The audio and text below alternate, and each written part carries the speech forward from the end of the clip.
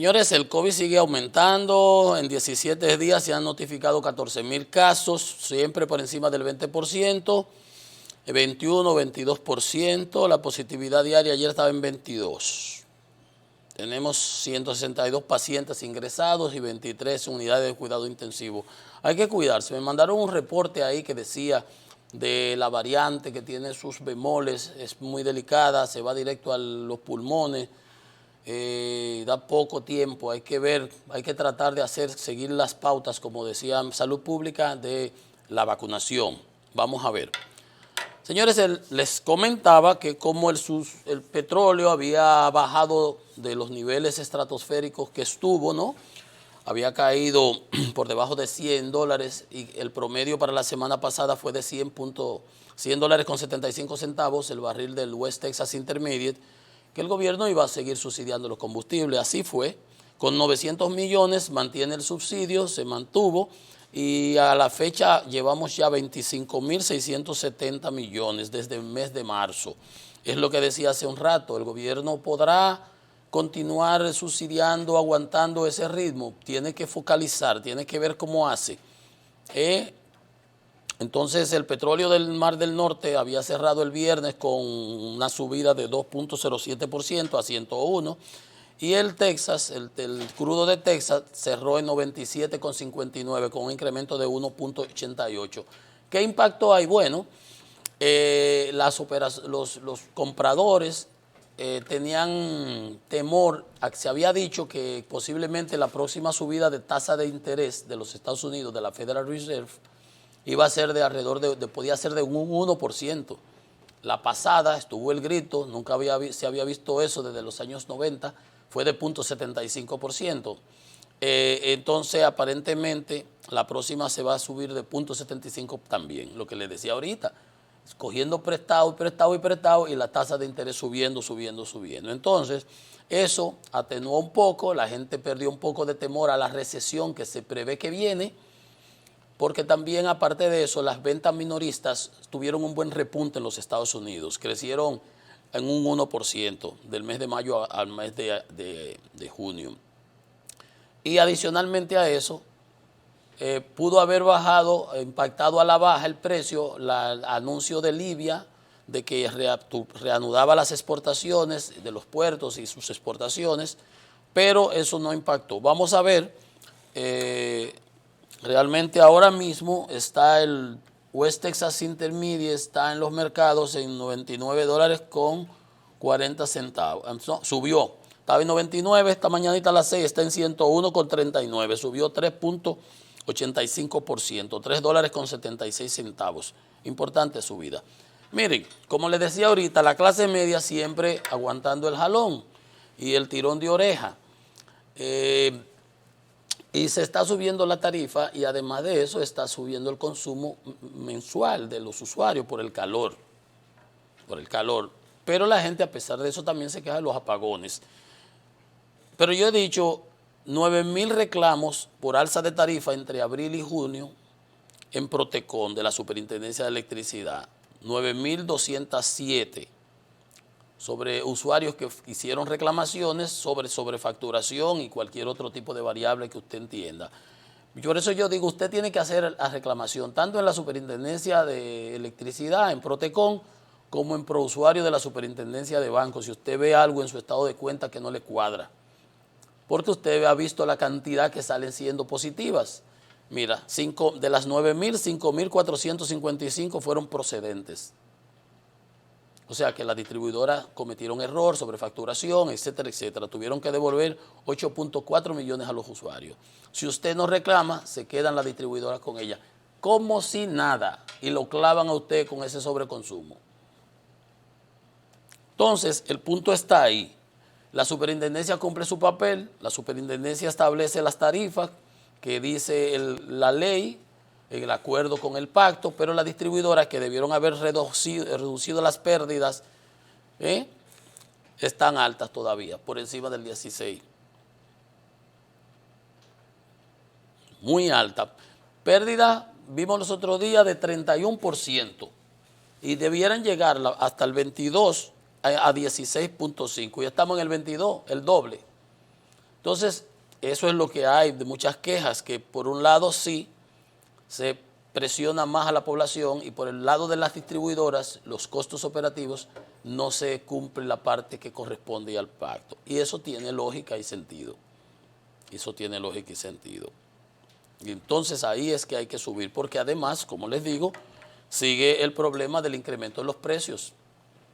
El aumento de los precios en alza y las ventas caen, dicen los comerciantes. En un estudio que presenta hoy el Listín Diario, dice el bacalao subió 30 pesos la libra, el aceite sube semanalmente, de estar a 125 ahora está en 3.40 el galón. Entonces, dice un vendedor, si esto no cambia estamos feos. Aunque hay otro que dice que la gente siempre encuentra para beber y jugar quiniela, pero cuando viene a comprar la comida se la encuentra cara y no es que esté barata. La libra de pollo en el mercado a 75 y a 80 pesos. En los supermercados en 82. El salami económico subió de 100 a 130, imagínense, 30%. O sea que es muy relativo. Fíjese usted, si la inflación es de 9, ¿por qué el salami sube 30 pesos? No es lo mismo, entonces es como es una cesta, una canasta. El aceite jumbo de 800 pasó a 1.200. Con 400 pesos es un 50%. Entonces, para que usted vea cómo es la cosa, la canasta básica de junio a junio, de año a año, subió en 3.641 pesos. ¿A usted le subieron 3.641 pesos? Posiblemente no. Lo más natural es que no le hayan subido ese dinero. Y ya la inflación le subió la canasta básica a la que usted se alimenta. Entonces, en el primer semestre de este año subió 3.641 pesos a nivel anualizado. Pero el punto es que el problema es que ya vimos alimentos, ¿verdad? Y subsidio a los combustibles. Entonces, fíjese usted qué pasa. Las familias del quintil 1, que son de los de menores ingresos, el incremento de su canasta básica es de 10.34%. El salami ese ya le subió 30 pesos, ya usted sabe, bacalao no lo come nada más que los ricos ahora. En términos relativos le subió un 5.43% en lo que va de junio, pero anualizado subió 2.341 pesos a la canasta, al quintil 1, lo de menor ingreso. Ahora fíjese usted, las familias del quintil 5, el incremento de su inflación fue de 8.61. Entonces, quintil 2 y 1 han sido los más afectados porque es que su gasto es en alimentos. En el caso del quintil 1, en junio el consumo, la canasta básica era de 22.636 pesos.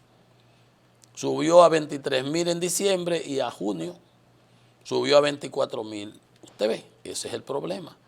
Entonces, en los quintiles 4 y 5, la inflación es de 9.52 y 8.61 versus 10.34 y 11.02. O sea que es lo contrario a lo que verdaderamente debiera ser, ¿correcto?